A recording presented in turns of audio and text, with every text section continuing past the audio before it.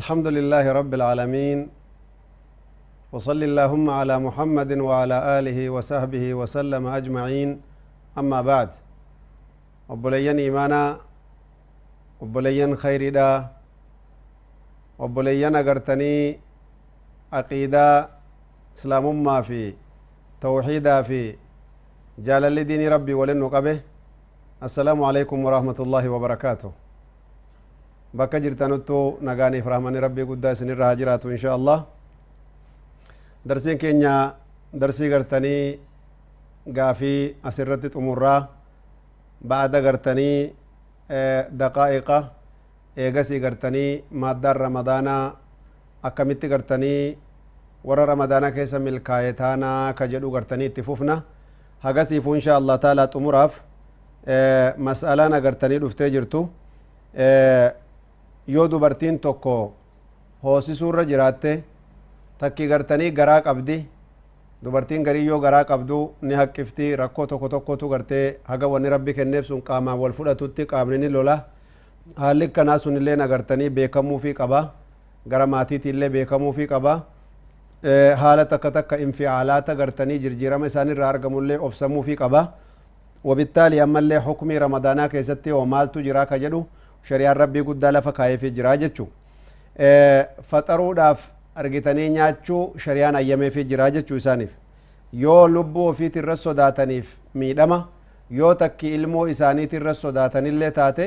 akka cufattuu gartanii faxaruut isaaniif barbaachisaa jechuu eegasii gartanii qadaadhuma baasuu bichaat irraa barbaadama warri gariin kafaltii waliin ija'anii kafaltiin daliilan qabdu qadaadhuma baasuu qofatu isaan irraa barbaadamaa jechuudha.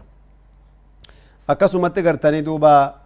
wanni gartanii riwaayaan gariin agartee waan jettu rabbi subhaanahu wa ta'ala ruksaa godheefi jira homaa isaan irra jiranuu jetti ammoo gartanii qadaa baasuuni ra'ayii jumhuuraatitti waliigaltee jumhuura islaamaatitti qadaadhuma bichaa baasanii jechuu jira su'aalli gartanii gariini warri ramadaana keessa gartee umraa waajiba jedhu jira wanni waajiba ta'e takkailleen hin jiru hajji rasuula rabbiitii waliin godhame caala jenne malee yaani akka hajji nama rasuula rabbiitii waliin godheetitti si hisaabama akka ramadaana birootitti gartaniitiin hisaabamu umraanii fi gartee umraan ramadaana keessaatii fi umraan yeroo biraa akka takkaa miti jechuudha kanaafuu gartanii kanarratti gartanii duuba faayidaa gurguddoo rasuula rabbi alayhi salaatu wassalaam nuu kennan umratun fi ramadaana ta'dilu hajjatan ma'i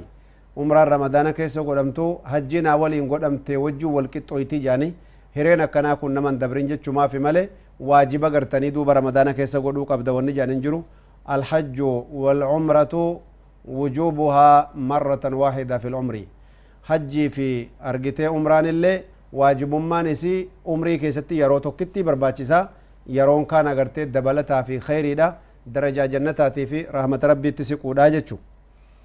وكذلك أحكام متفرقة في مسائل الدين مسألة ديني كيستي وان رمضان لالچسه شريان اسلاما وان جو يو ادو نگرتے يعني نيارا ادو جدني يوكي گرتے غابا ادو جدني قلنسي يوكي گرتني ادون كن افتيسي سو يو گرا چفان گسنته دیمان کرا ادو تين گرتني بهي جرسون درقما گرتني سرنکايو فطروني دنديسا جا رسول الله صلى الله عليه وسلم وان جان دليل خنا اذا اقبل الليل من ها هنا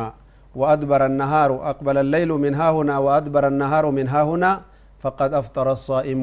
نمني صومك أبو فتروك أبا يو أدونا قرتني افتي أسين لفي دبري أرقتي دوكني أسين قبئي افتي اللي أسين دامه دا فترو دن ديساني جا رسول ربي عليه الصلاة والسلام خنافو قرتني أدون سينوه بطني جنان فترونا قرتي لازمة غنا كرا أدون سينتين ديمتو جرا جتشون انجرو جتشو وكذلك أما اللي قرتي نمني دوبرتي إساتي ولين guyyaa ramadaanaa gartanii rafee guyyuma san ammallee kaffaaraa gartanii baasee yeroo hedduu gartee itti deddeebi'e jechuu gartee kaffaaraan isaa gartee yeroo hedduu itti deebi'an kana guyyaa inni itti deebi'e kana hundaan irraa barbaadama laakiin yoo guyyaa tokko keessatti yeroo lama sadi warra ofiit deebi'ee ramadaana keessa jechuudha kaffaaraan irraa fedhan takkittumaa jechuu kanaafuu gartanii namni gaa shari'aa keessatti waan hedduu beekuutu gartanii nu barbaachisa gaafachuun illee agartanii dirqama namni gartanii garaa haadha agartee manaa isaa yookiin dubartiin tokko garaa isii keessa agartee minzaar fi jawfihaa garaa keessa agartanii minzaar allaalan maayikirooskooppii amma garaa keessa nama kaa'antu jira laastika garaa nama seenuu jira akkanaa kanaan namni laalanii jedhan yoo gartanii masaaraan garaa keessa kaa'an sun meeshaan sun waan qallabaatiif waan nafaqaa ofirraa hin qabne ka zayitii adda addaatiif waan qaamaaf dabalata ta'u of keessaa hin qabne homaa gartanii hin faxarsiisu maal jennaan waan garaa seenee nama akka nyaataa ta'utu gartanii nama faxarsiisaa jira namni gartanii duuba ji'a ramadaanaa jidduu keessatti gartanii du'e wanni gartanii isa irraa fedhamu hin jiru aga danda'e soomee jira kan hin soomin dhukkubaaf dhiisellee rabbiin awfii godheefii jira wanni gartanii waliyyiin isaallee irraa baasu hin jiru guyyaa 15 soomeet guyyaa 15 dhiisee du'e wanni irraa fedhan hin jiru guyyaa 15 dhukkubsate sanuu yoo osoon soomin du'elleen homaa wanni irraa fedhamu hin jiru maal jennaan silaa fayyeet agartee qadaa baasuu qaba inuun fayyine irrattuu wajabne jaanii ulamaan agartanii jumhurri ulamaa agartee akkasit dubbatanii namni gartanii duuba garii guyyaa gaggabee garii guyyaa dammaqee fayyee ammallee deebi'ee gaggabee yoo gartanii soomii gartanii qabaate soomni isaa fayyaadha jedhan laakiin yoo guyyaa guutuu gaggaba keessa oole subii qabee haga galgalaa gaggaba keessa oole guyyaa sana gartanii duuba soomni isarra hin jiru jaanii ulamaan islaamaa qadaa baasuu guma qofa isarraa fedhama malee argitanii duuba wanni gartanii kaffaaraa biraa irraa fedhamu hin jiru jaanii namni tokko tokko waan gaafatu nukaamaa yoo an cufa gartee furdaa liqimsine awin nukaa'a yooki gartanii balgama gartanii namatti ol utaalu kana yoo firraa deebi'anii liqamsan akkami gartanii duuba hukumiin isaa je yoo gartanii akkee kana as keessaa baasee afaanii gaffidee ka'ee deebi'ee liqimse soomni isaanii bada yoo ammoo akkuma gartanii inni asi jedhee gartee sautii cirate kanaan agartee asii utaalteetuma gabbuute wanni isarra jiru hin jiru maal jennaan waan afaan irraa seenee miti wamachi keessa jiru jechuudha gartee xuraashni akkasuma gartee duuba namni waa ol balgamaa ol utaalee ka'ee afaan guutee nan ofirraa liqimse ni bada yoo tufe ammoo rakkoon isarra hin jiru akkuma nama gartee haqqisaan isa qabee ofuma gartee garaan dhukkubee haqqise soomni isaa homaan ta'u laakiin namni gartee haqqisaa ifiin ifirra barbaade garaan kiyya xiqqoo firii naafa ta'u jedhee haqqisaa ofirra barbaade soomni isaa gartanii ni cabaa jen tayyib akkasuma gartee gaa mas'alaan agartanii ulamaan islaamaa agartanii irra wal gaafatan imtihaanaatu xullaabi laysat udran warra gartanii xullaaba jaami'aa kanatu imtihaanaatarra oollaa yeroo gartanii duuba ta'aabuu guddaa dhageenya yoo faxarre hoo jaanii nama gaafatan sunillee gartanii waan shari'aan hayyame miti faxaruun dandahanii jechuu faxaruun agartanii barbaachisaa miti isaan irraa gartee wanni fedhamu hin jiru irra jabaatanii irra sabaranii ibaadaa rabbii guddaati ba'dul ibaadaat yaani ajriin isiillee akkuma ta'abni gartanii nama qaqqabuuni ajriin isaallee gartanii duuba namaa guddata jechuu yaani biqadri ilkaddi tuksabu lmacaali waman raama alculaa sahira layaali jedhan ummanni namni gartanii darajaa gurguddoo olaantu fedhu argitee halkan agartanii hirriba dhabuu qabaa jedhan tattaafachuu qaba yoo waan qaraatu taate doktorummaa feeta halkan rafaa bultee guyyaa doktora fuuchuun jajjabdu waan guyyaa qaraa oolte halkan muraaja'aa gootee faxinummaadhaan kitaaba adda addaa fuutee laalte akkana wama akkanaa kanaan bilchaachuu nama barbaachisa namni jannatal aalaa fedhu gartee halkan rafaa buluu san barbaachisu tattaafachuutu gartanii sirra jira guyyaalleen hin dadhabee barjaanii jalaa lafuun qaban namni gartanii ummanni islaamaa akka diinii kana gartanii rabbi subhaanahu wa ta'ala laaffisee fi asiin gayan